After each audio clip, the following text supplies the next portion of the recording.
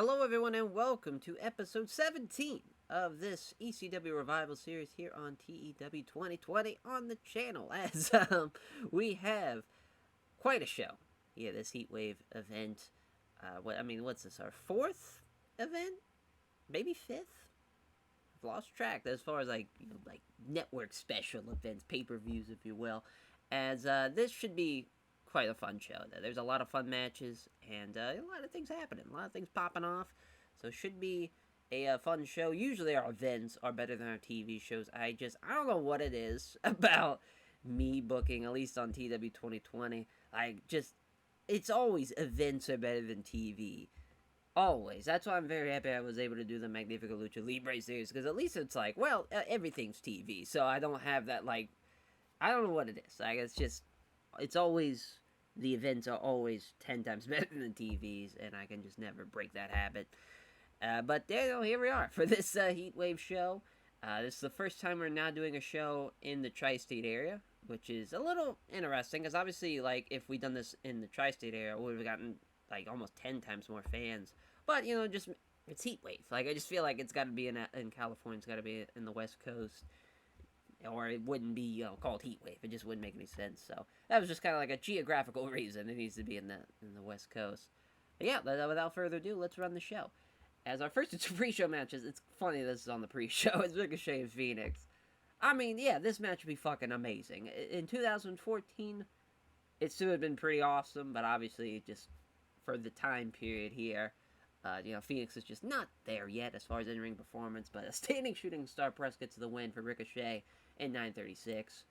Next match is CJ Parker and Prince Devitt. That's a fun match, obviously. We got two New Japan hopefuls, but they just were in different times of New Japan, and that's just kind of why I always thought this would be a fun match to see now in 2021. I don't know if it's ever going to happen, but it'd be kind of like a fun match. A match that would intrigue me is to see the CJ Parker Prince Devitt match. But Devitt gets the win with the Fujiwara armbar, not even with a fucking a double foot stomp off the top, and none of that. We just have a Fujiwara armbar getting the win in the pre-show. As the actual open up the show, obviously we got the Heatwave intro, which gets a 70. That's crazy. As the opener, women's match, Mickie James, Beth Phoenix. Mickie James gets the win with a chick kick. She's on a bit of a roll here. She's got a couple of wins going her way.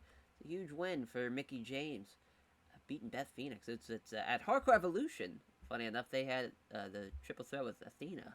So it's just kind of funny now we took away Athena, and then it's kind of like the same idea here. So the next match, tag match, Kings Wrestling against the Outlaw Inc. team of Homicide and Eddie Kingston, part of MVP's Most Violent Players. Hero tapping out Eddie Kingston with a Hangman's Clutch. Everybody did really well. This was a fun tag match. Again, the tag division, the ECW so far, I mean, we got a hell of a tag division.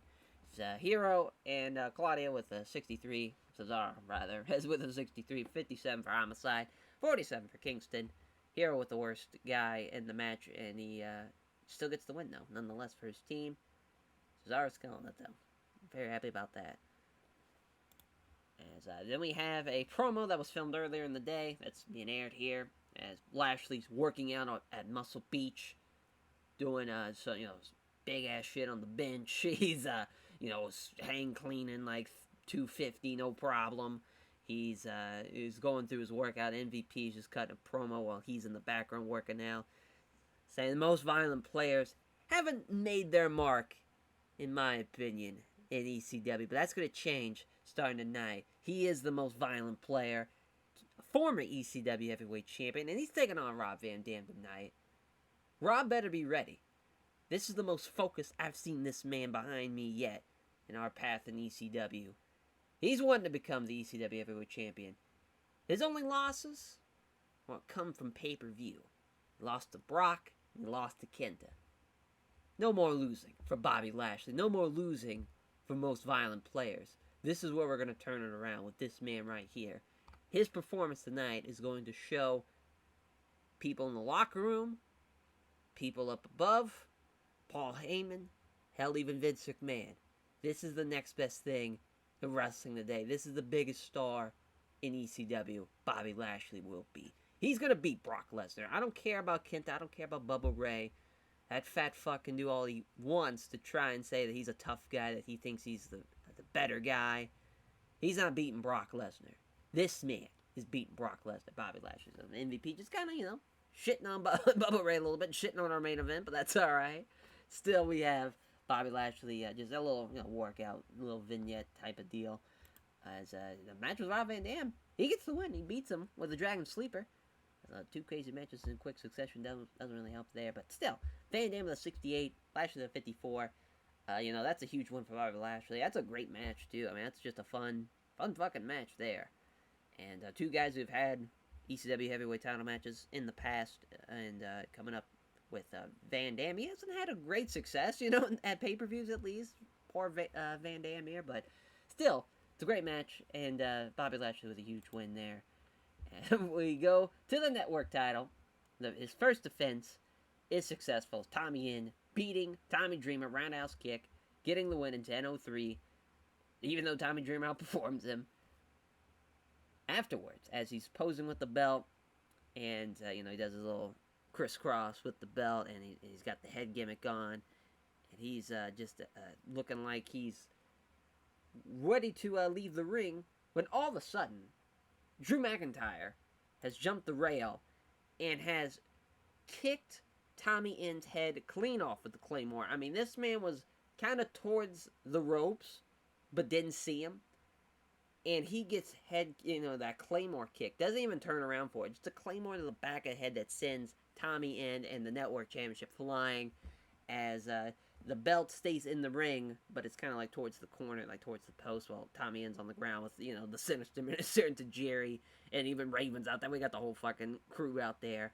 And Drew picks up the belt and poses with a big pop, and throws it at Tommy Inn, and just kind of subtly, not so subtly, with a Claymore kick in the back of the head, issuing the challenge to Tommy Inn that, hey, he's coming for that championship. He's coming for that network championship. Is Drew McIntyre, man, who was in that fatal 4-way to crown the first ever champion, but he came up short. At least he wasn't involved in the finish, but he's a man who is the quote-unquote chosen one, and he's looking to prove it in ECW at least.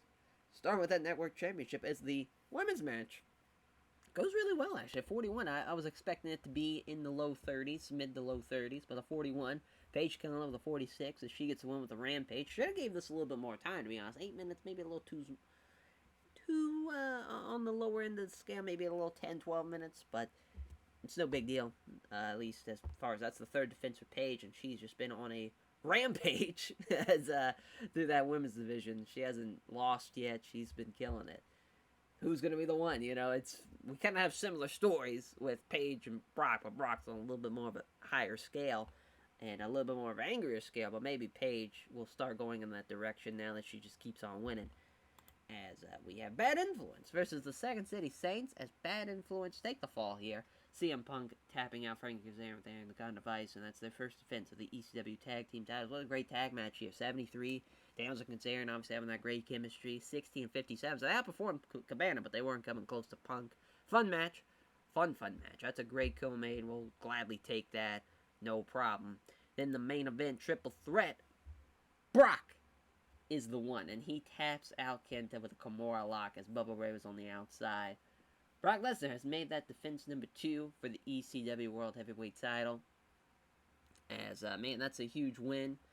Again, Brock keeps the winning ways coming, as he has been on a tear, and he's went through everybody and anybody as far as ECW goes, and he's been doing his thing, in a 16-minute triple threat. That was having the original idea of having be Brock and Kenta in a singles match. Sure, that's a fun idea, and especially after Kenta beating Bobby Lashley in a huge kind of moment of him being the David versus Goliath type of match.